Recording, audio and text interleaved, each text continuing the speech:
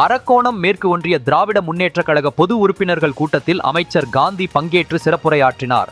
ராணிப்பேட்டை மாவட்டம் அரக்கோணம் மேற்கு ஒன்றியம் திராவிட முன்னேற்றக் கழக பொது உறுப்பினர்கள் கூட்டம் குருவராஜ்பேட்டையில் உள்ள தனியார் திருமண மண்டபத்தில் நடைபெற்றது. கூட்டத்திற்கு அரக்கோணம் மேற்கு ஒன்றிய அவைத்தலைவர் சக்கரவர்த்தி தலைமை தாங்கினார். தலைமை பொதுக்குழு உறுப்பினர் கிருஷ்ணன், மேற்கு ஒன்றிய துணைச் செயலாளர்கள் பாபு, பிரகாஷ், கனகா, முனுசாமி, பொருளாளர் பாலன், மாவட்ட பிரதிநிதிகள் மூர்த்தி, குப்புசாமி, தூர்வாசல் ஆகியோர் முன்னிலை வகித்தனர். அரக்கோணம் மேற்கு ஒன்றிய பொறுப்பாளர் தமிழ்மணி வரவேற்றார்.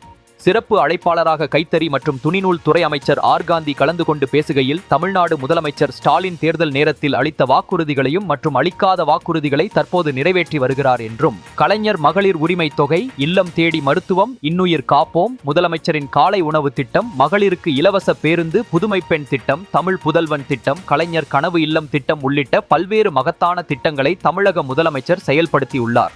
மக்கள் அரசை தேடி செல்வார்கள், ஆனால் தற்போது திராவிட மாடல் ஆட்சியில் மக்களை தேடி அரசு செல்கிறது. உலகமே வியந்து பாராட்டும் அளவிற்கு தமிழக முதல்வர் ஸ்டாலின் சிறப்பாக ஆட்சியை நடத்தி வருகிறார்.